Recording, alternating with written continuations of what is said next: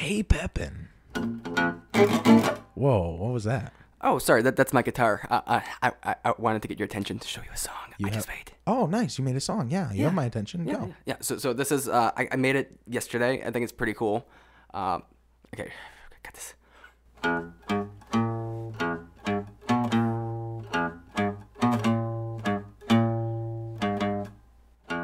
Oh, I mean, yeah, it kind of repeats like that. I love Deep Purple. Who? What? Deep What's Purple, that? they do Smoke on the Water, which is pretty much what you were just playing. Well, no. It's totally different. See, like I guess the first couple notes are the same, but it goes off into its own thing. I mean, it's pentatonic inspired, but like I'm not copying them. Nay, we need to talk.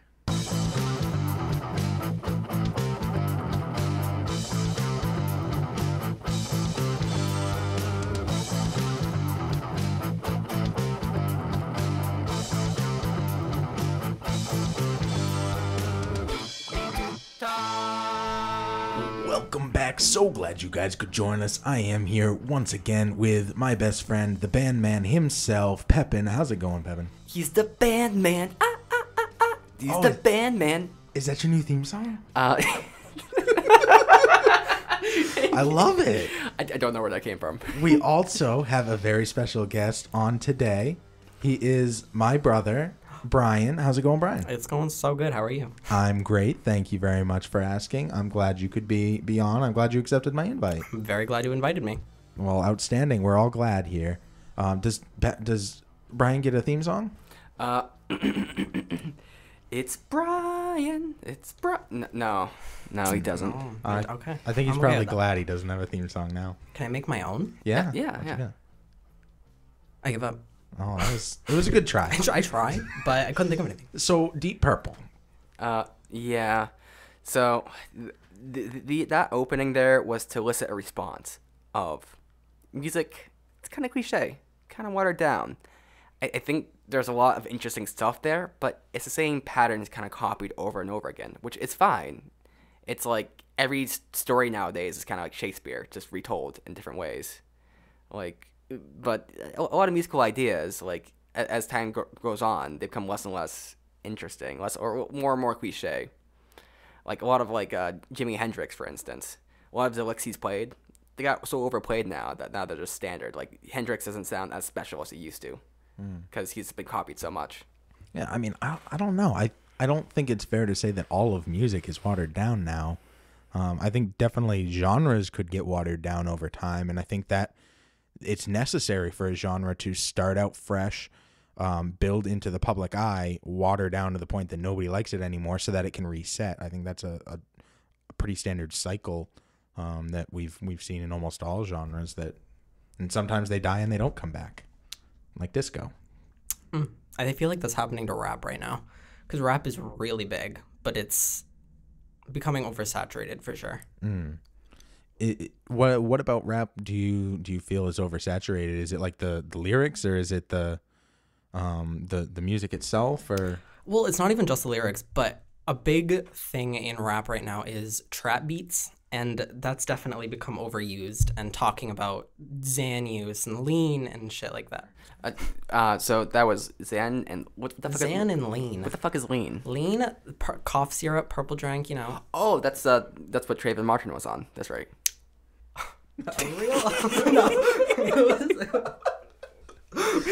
When he got fucking gunned down like he should have. Fucking like a dog. I'm not saying that he should have been gunned down because he was on lean. I'm just saying that's what he's into, you know? Yeah, and I think Macklemore did a song about lean, but in a completely different way. He did one where he denounces it and says don't be on lean, but there's a lot of rappers who do the opposite and say lean is a really good thing and everybody should be on it, and I love being on it. Not me, but that's what the rappers say. No, you love me on it. Just admit. Well, yeah, I mean, I'm not saying that I don't. I'm just saying that's not what my sentence meant. All right.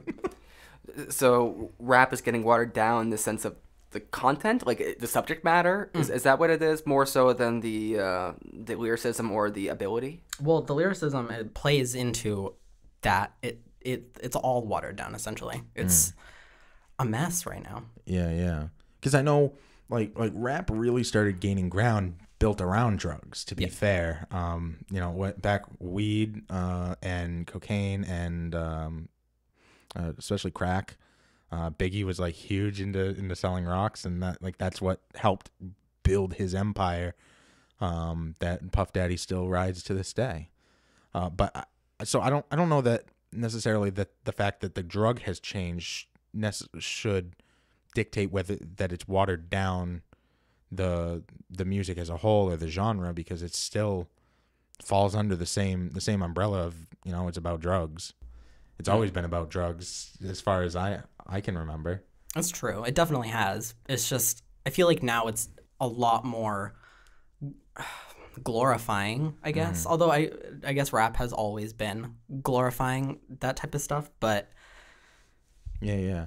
No, now I know you mentioned trap beats. Is that like a devolution of beats? Because from what I understood, they were faster and had a lot more snare, so it made it so you could rap faster. Is that not?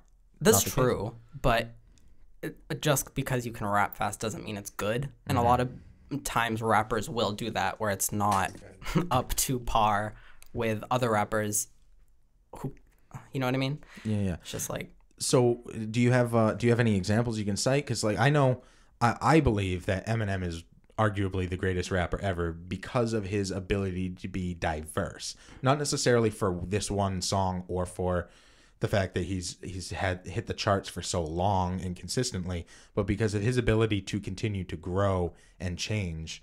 He can rap with the best of them in speed, in lyrics, in flow, in freestyle, which is fucking really, really hard to do. It's important. So like to be able to encompass all of rap. Maybe there's somebody who's better with speed, like a Tech Nine or a Busta. Maybe there's somebody who's better with lyrics. But when it comes down to being able to do all of rap, being rap, I would argue that Eminem is king. Okay. I mean, you could argue that, but is it true? See, when you talk about these different like aspects to being a rapper, I think those are important. I mean, I'm gonna talk about music in general because rap's not. I know rap, I know Eminem and stuff, but to me, it's not just about those aspects. Those aspects add up to a whole, but it's the ability to sell on those aspects. So, Freddie Mercury had so many different good things going for him. His voice was amazing. He had crazy range. Great dick. Great dick. Yeah, but let's pause for a moment of silence for Freddie Mercury's dick. But what the main thing he had going was his charisma, though. So his ability to sell people on his voice. And I kind of think of wrestlers a lot of times. Like in wrestling, it's not just your technical ability. It's not just ability to look strong and big. It's your ability to get the crowd hyped. For instance, Dwayne Johnson, The Rock. He's a good wrestler. He's not like a great wrestler. He's a pretty good wrestler. But what he does really well is he sells the crowd on his ability. And so I think that Eminem is definitely very, very apt and very, very good. But I don't necessarily think those technical aspects necessarily always add up. There's certainly a few rappers where I didn't get them at first, but after I kind of listened, it's like, yeah, they're selling you on their image. Like when you hear them, you can believe that they are what they're saying they are. I mean, showmanship definitely has its place, but I don't think that it should.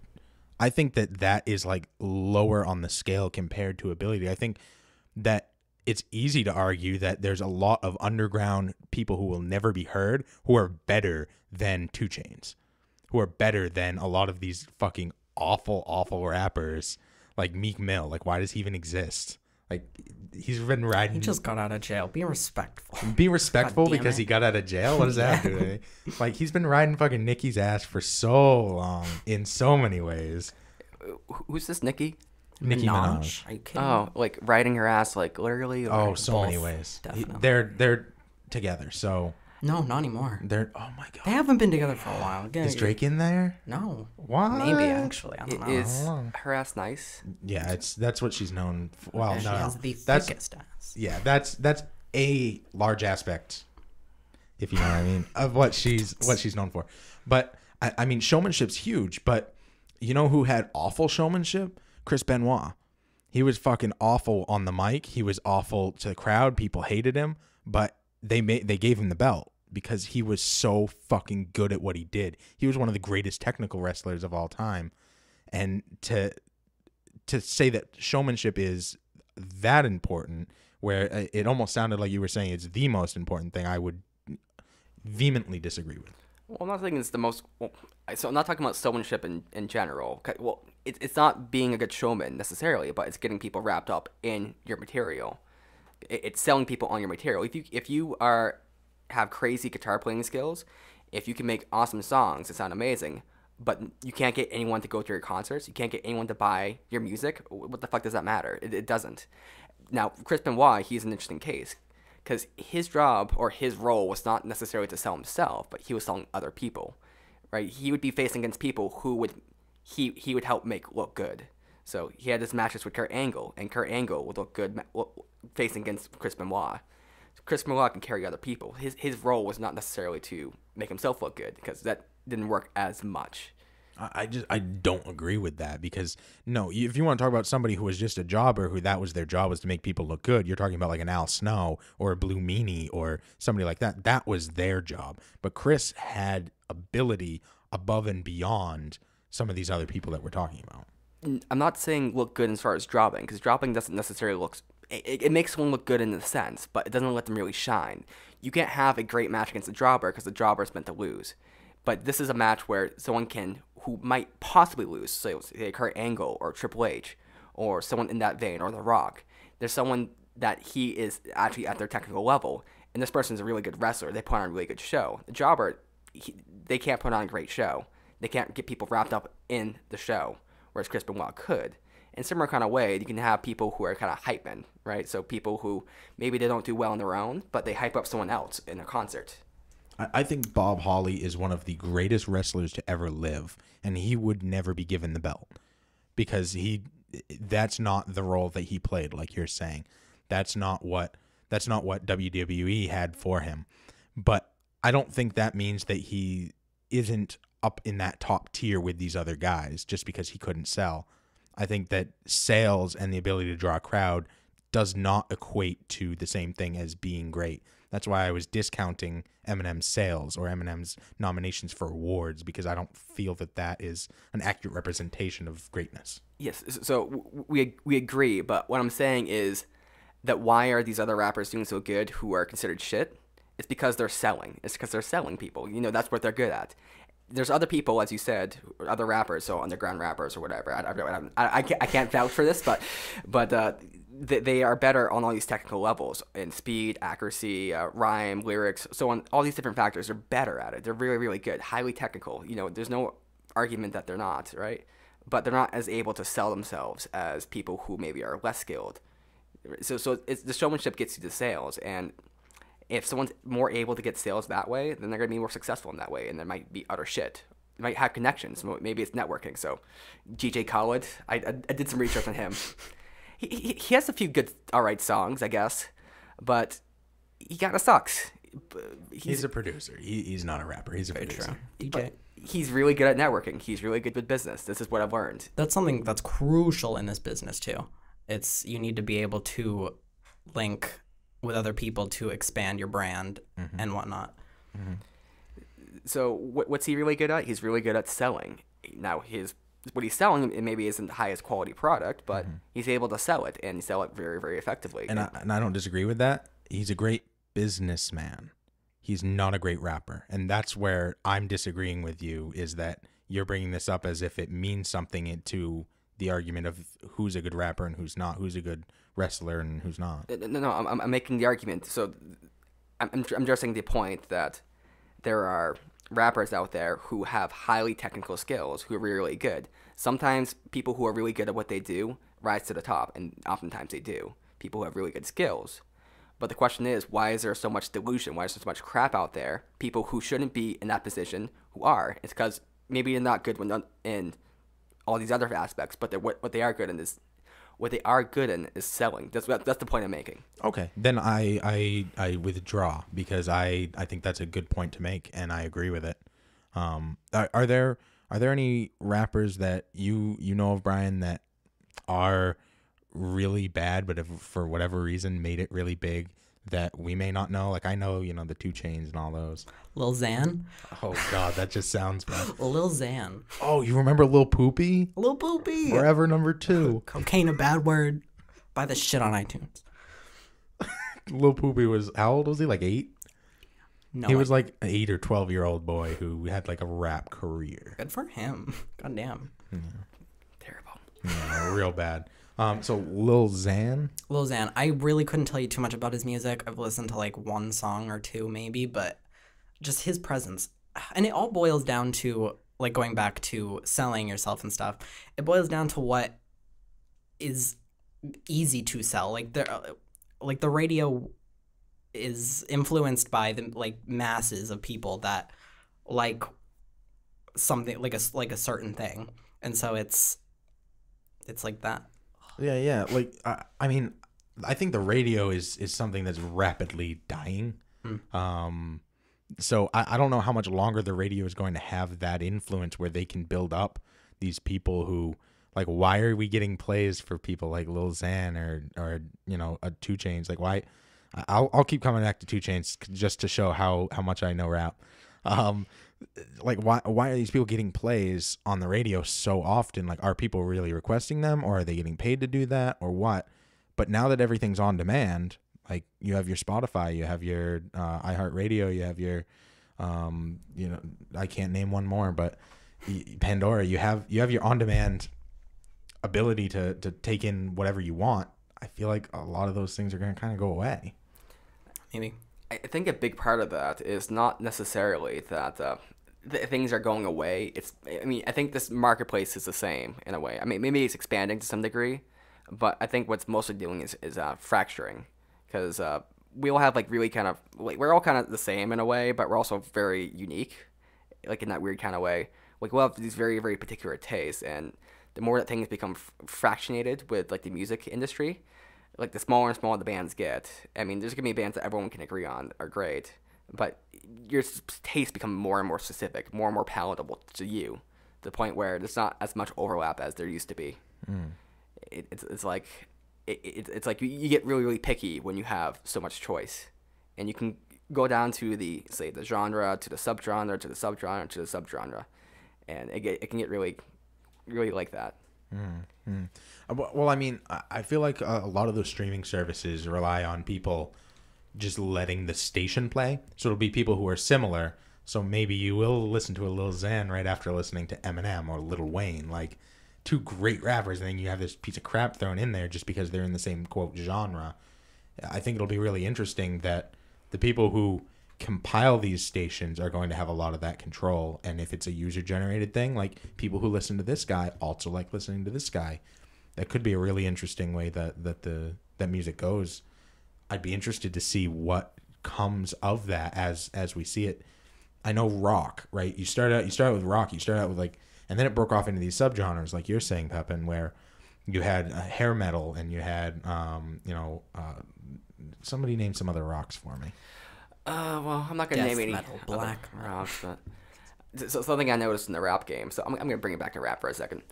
Something I noticed with the rap game. I'm not very good with rap, but there's certain like aspects to like certain songs in rap where they'll take that and they'll like make it like take it to the extreme. Like I think a while back there was a guy rapping and he said something a certain way, like, and then I did these like he kind of like elongated like the end of the syllable, and which is fine. Okay, it sounds kind of interesting, but then I started noticing like every song had that kind of thing. It's like, and I like it like these and these, and then became like the meme, kind of just spreading and infecting rap, and then there'll be like a whole genre like that. I mean, like a whole subgenre, and people just do that. That's what I noticed with rap, and bring it back to rock. Like, it seems like there's some bands or artists out there that will take a certain aspect of something they like from a band or a genre, and they take it and dial it up to like 11. So it's like someone has a little extra fuzz on their guitar. I think this was like in the 50s was it Buddy Holly? I don't know. One of those first kind of rock guitar players. He had a little fuzz, and someone's like, I like that. Then they just cranked it. And that was Black Sabbath to some degree.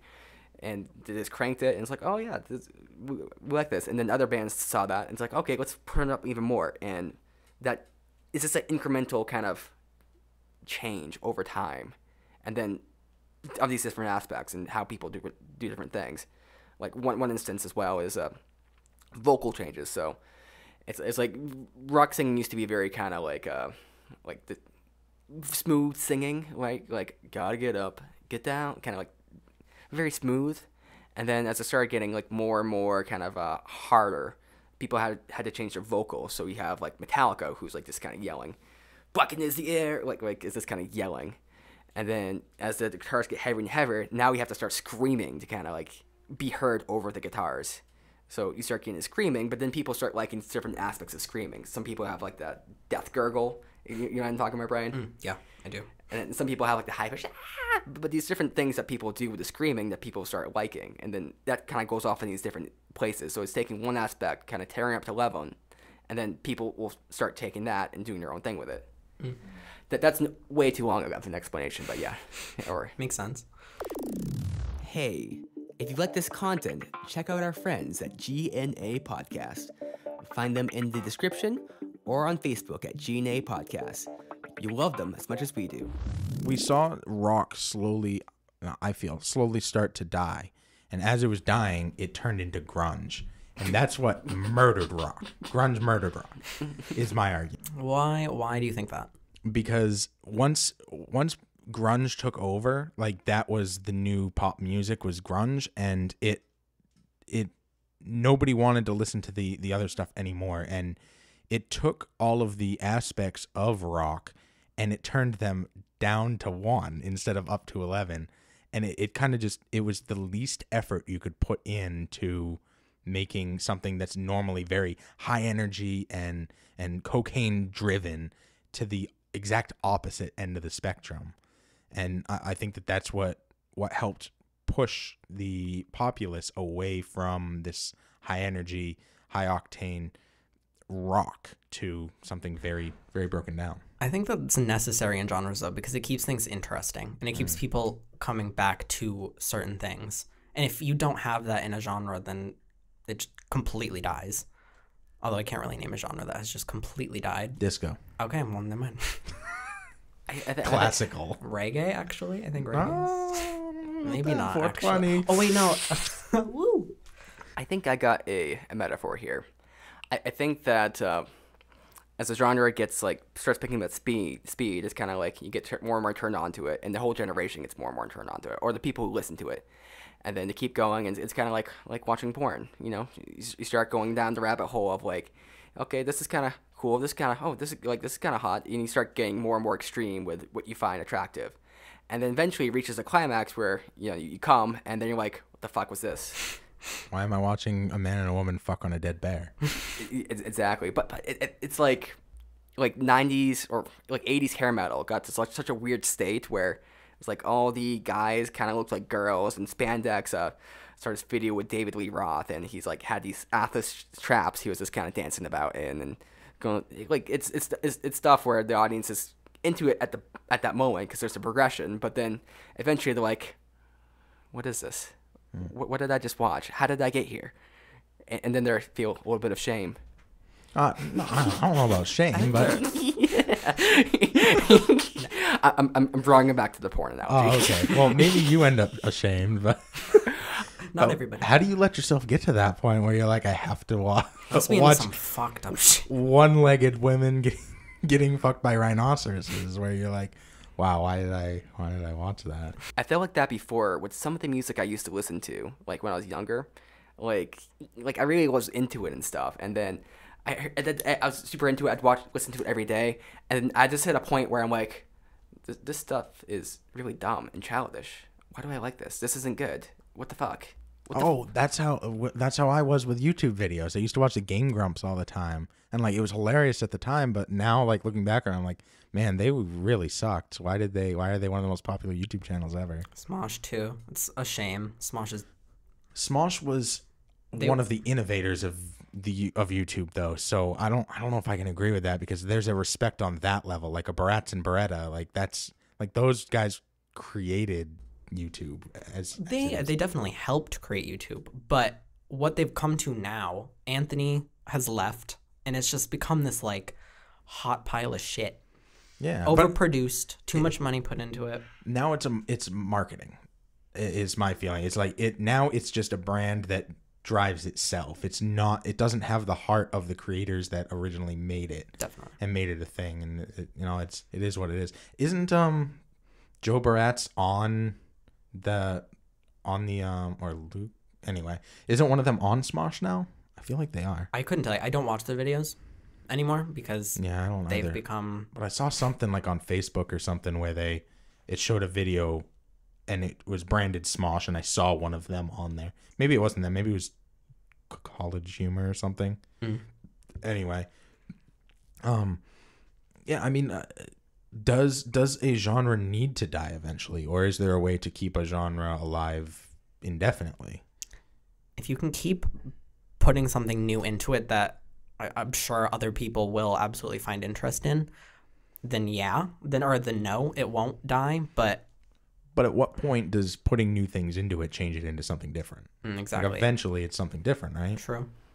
I think that genres kind of go through like a natural selection to some degree, so they kind of stay alive. Like I'm thinking of blues. Like blues has definitely changed and evolved over time, but if you ask people about great blues songs, they're gonna say stuff from the '60s or the maybe the '50s to some degree, but '60s, '70s, right? They're not gonna be saying like, oh yeah, there's a song that came out recently, right?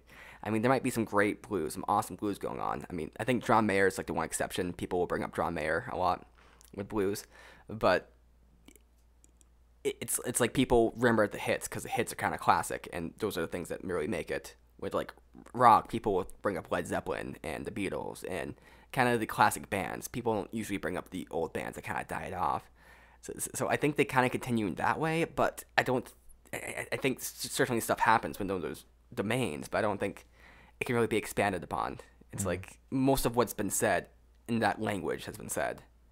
Oh yeah, I mean for sure, but I think what you're saying, Brian, or at least what I'm taking from it is like it lives on in spirit in a way, because like the blues, maybe the blues were popular in 50s and 60s. That was when they were at their peak, but the blues turned into rock.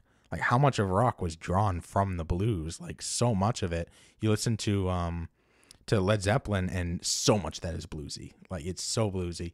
And that was like the crossover there between something that was one genre that turned into another genre, where they added just enough to tip it to bluesy rock, and then it became just rock, and all that lends itself to blues in the first place. Is that kind of to say, like, you hear different languages, right? And you can kind of sometimes hear like the old language and the new language in that kind of way, like oldie English we can kind of understand. We can see like a current English in that, so it kind of carries on in that kind of way, kind of lives on.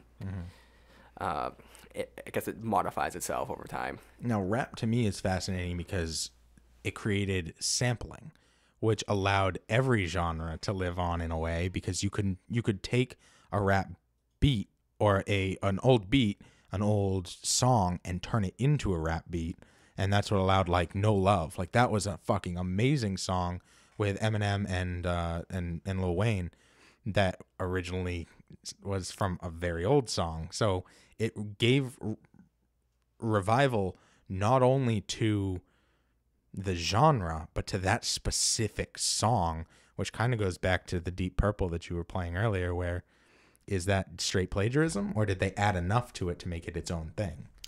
I think they added enough to it to make its own thing, because I listen to a good amount of musicians that sample, but the one group I'm thinking of in particular is Death Grips. And when you said No Love, they have a song called No Love, and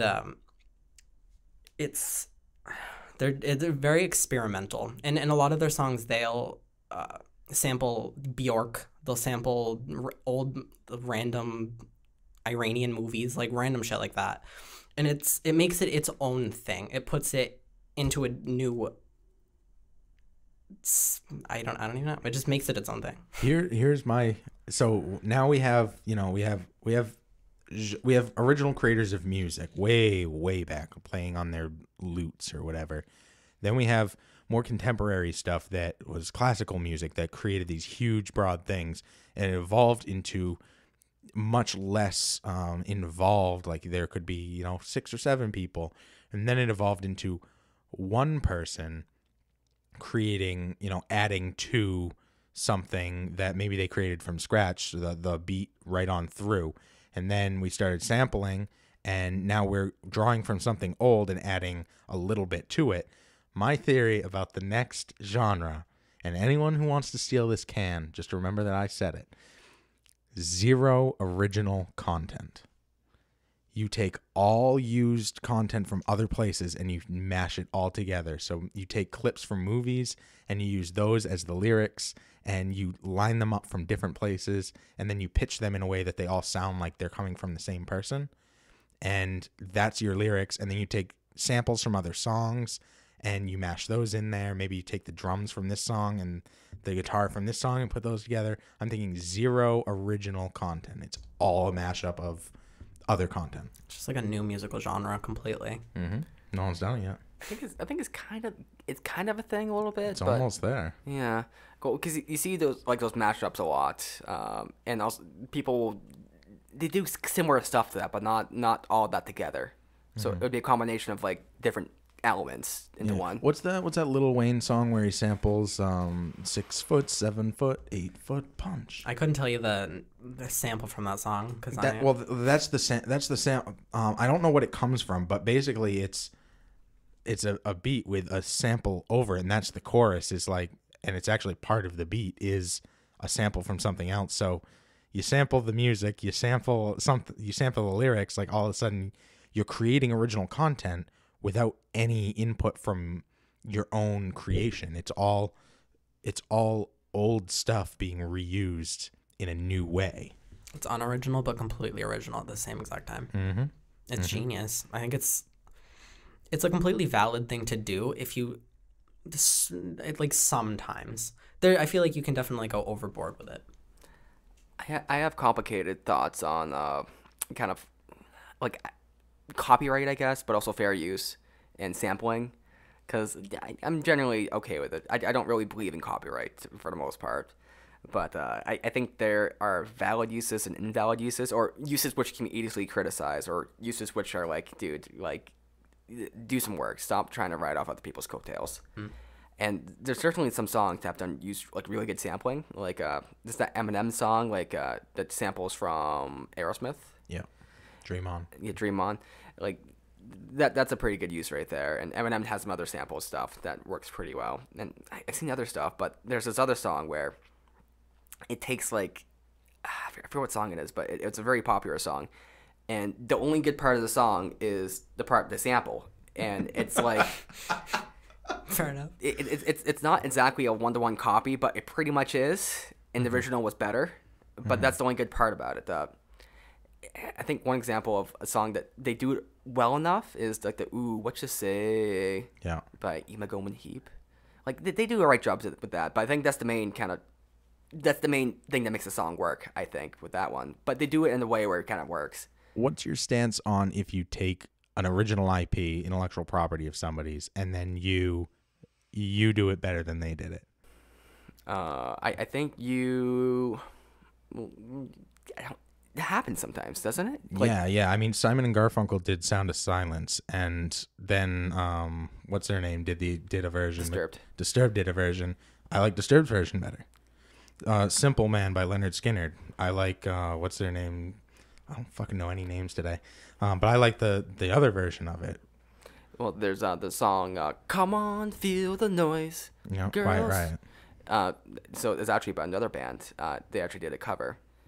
There is a bunch of Dylan songs that people covered. So Along the Watchtower, Jimi Hendrix covered it, and Jimi Hendrix is known for that. Knocking at Heaven's Door, that's another Dylan song, but Guns N' Roses did it, and Guns N' Roses gets kind of the main credit for it. People don't realize it's a Dylan song. Yeah. So, I think the answer is Dylan. I mean, Dylan gets copied all the time. No one knows. Does Dylan deserve all the credit and all the money if these other people are the ones who did it so much better that they are the ones remembered for it?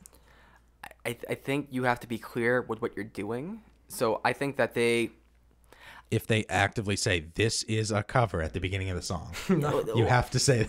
If you make it obvious, it needs to be like you cannot. There's no way you can just straight up take somebody's idea and have a clean conscience about it. I mean, I guess some people definitely do, but it's just wrong. Like, it's terrible.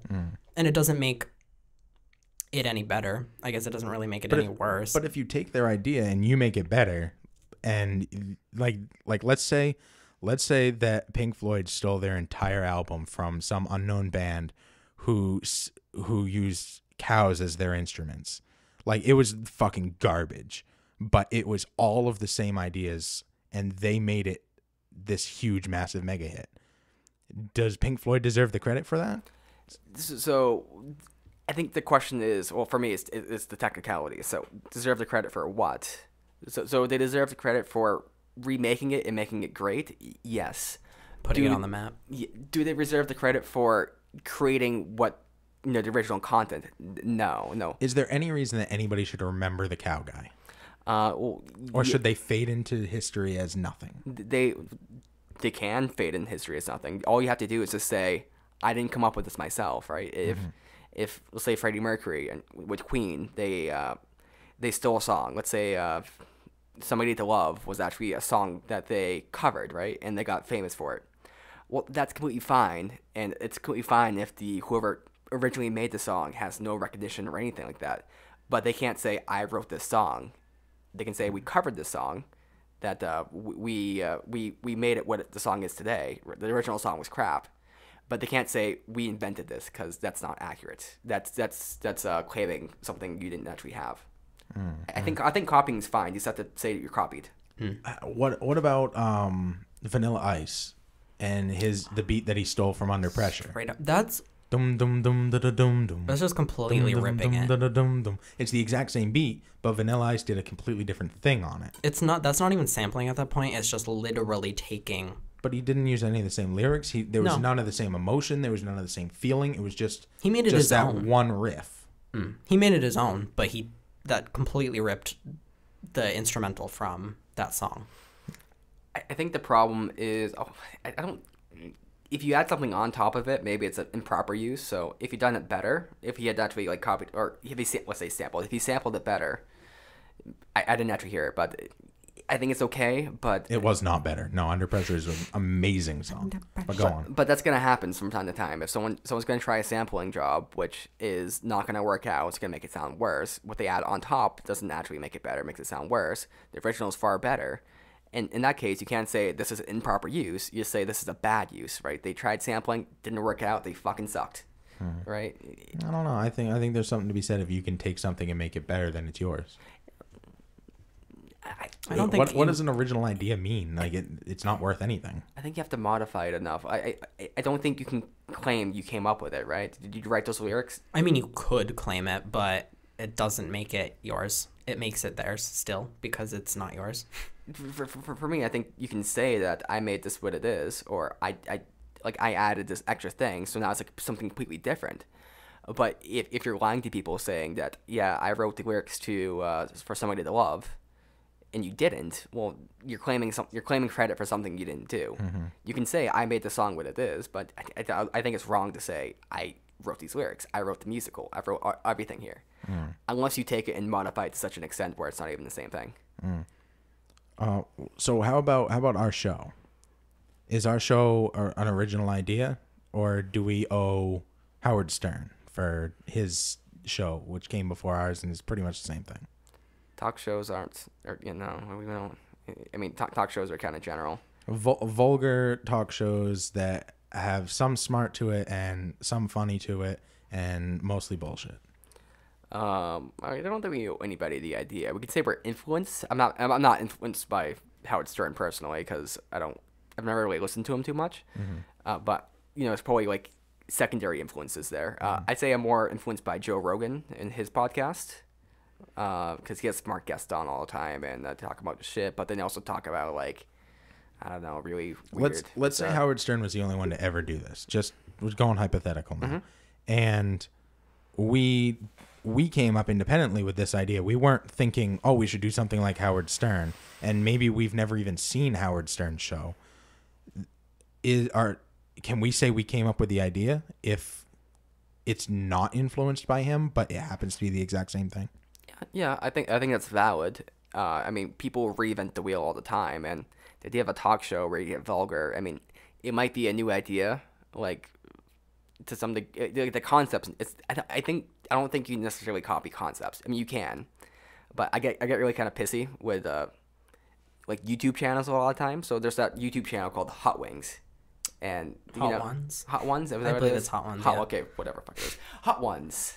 But so they have like celebrities on, and they have the celebrities eat hot wings while answering like questions and such, and then it's like I was watching the interview with the host of it, and he started getting a little pissy, but kind of like about people copying him. It's like, yeah, some people are copying the format here. It's kind of, it is what it is. I guess it shows that we're successful, but he's kind of like a little bit butthurt about it. Are other people eating chicken wings interviewing celebrities? I don't. Yeah. Yes. Okay, well that's. But seriously, like to some degree, everything's kind of still rehashed, just in different kind of ways. Mm-hmm. It's not bad. I think there's a lot of inventiveness, and I think things resonate with us for those reasons. I mean, there will be new things which are said, because there's new things that happen all the time, but they're not as new as we like to think. They're little, tiny new things. Yeah, I don't think it's necessarily new, because I feel like pretty much everything that there is to be thought has already been thought or done. It's just some of it hasn't been broadcast to the extreme that a lot of the things that are popular now have been. I think also a big part of it with music is not necessarily what's being played, but it's who's playing it. So it's like there's so many actors out there, but there's only one Hugh Laurie, right? I can only see one person playing House. It's Hugh Laurie, because he does that role. Like, he is House. He sells that role. Someone else being in that role would not make sense. I think Adam Sandler could do it. Of course. He can do anything. Or Beans from Even Stevens. Okay, I can Mr. see that, yeah. Shout out to Steve. hit me up, bro. But everyone has kind of a monopoly on themselves. Angus. Angus? Angus? Good old Angus. Angus Young from AC/DC. Angus Black. His guitar playing is pretty like basic in a lot of ways. I mean, he does some cool stuff, but a lot of his playing is very basic. But he plays his guitar in a certain way where it's very, very hard to copy and emulate. Like, there's only one person who plays like Angus Young, and it's Angus Young. Like, other people can try to copy it, and maybe they can do a good job, but there's only going to be one of those. I think I saw a 6-year-old on Facebook who copied him pretty well. It's doubtful. He was real good. No, who's impossible to copy on guitar is Joe Perry. Aerosmith. You were even saying one time that, because I brought that up, I'm like, I hear he's really hard to copy or to even play his music, and you were like, yeah, like it's just not how most people would think to play the guitar.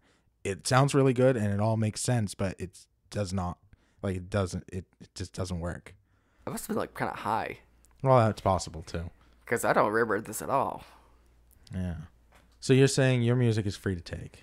Well, yeah. I just want to be really clear about this. Well, yeah. Well, I kind of go by the donation model anyway. I think you put up a price for something, but if someone steals it, you can't. What can you do? I mean, you can go after them legally about what the fuck. I mean, you can't really do much about it. You know what else goes by the donation model? Wait. I think I got it. Us? We Need to Talk? Studios? Yeah. I don't know why the studios is in there, but yeah, our show, actually, you can donate to us on Patreon. Whoa, Patreon! So that's the place where you can go and say, hey, $5, $20, $200. No, don't go $200. Don't give us $200 unless you want to. But then, really, then you probably should. $1, $1 a month works. Yeah, just cover our hosting. That'd be actually pretty sweet. It's like $20 a month, and if we get 5 people to donate $5, then we can invest $5 a month in something. But with that said, we'll stop begging now. Please, guys, please just fucking give us a coin, boy. You know where else you can find us? On Facebook at the We Need to Talk Show. The We Need to Talk Show? No article. Why did you say the then? Because I messed up. We Need to Talk Show. And also at twitter.com/WNTT1. The easiest place to find us is on our website, podcastnh.com. It's the network we're a part of, and that's the easiest way to find us. It'll give you a link to our interviews, give you a link to our crossover episodes with other podcasts such as Damn You Diary and Shit Happens When You Party Naked, and of course our Listen Notes link where you can create your own Listen Later playlist, which is available on all of your podcast players. For our fans who live in China who don't quite know what NH stands for, it stands for New Hampshire, which is a place in Britain that was recreated in America. New Hampshire, the home of the bagel, home of the waffle bagel. Waffle bagel. Come on down. Come on down to Mean waffle Jeans. bagel. We got Mean Gene Okerlund hanging out. He's probably dead, so maybe he's not hanging out anymore. Maybe he's literally hanging out. I don't know where I'm going Maybe his with corpse this. is hanging. I don't know. His corpse is hanging out. So while we're talking about hanging out, where else can... See, we need to stop.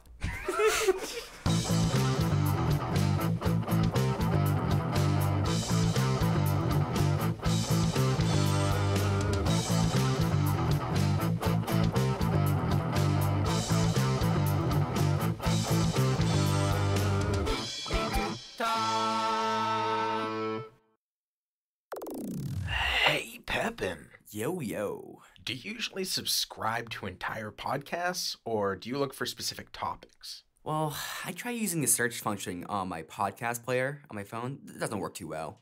Try using Google. Google, it's not really set up for it, so I honestly have trouble. Why don't you just use Listen Notes? Listen Notes. What's that? It's a search engine for podcasts that doesn't just search for the terms you're looking for in the title of the episode or the title of the podcast, but from inside the episode itself. Meaning if you're looking for a specific topic, you can find specific podcast episodes that are about that topic. That sounds a lot easier than spending the hours and hours I have just trying to find the exact right keywords to actually get it to bring up the episode. I mean, usually I just get like a million how to start your own podcast articles. It's really annoying. So that sounds a lot better. Exactly. When you're looking for something to listen to, just go to listennotes.com, type in a topic you're interested in, and you'll get instant gratification, useful results. That's listennotes.com. Check it out now.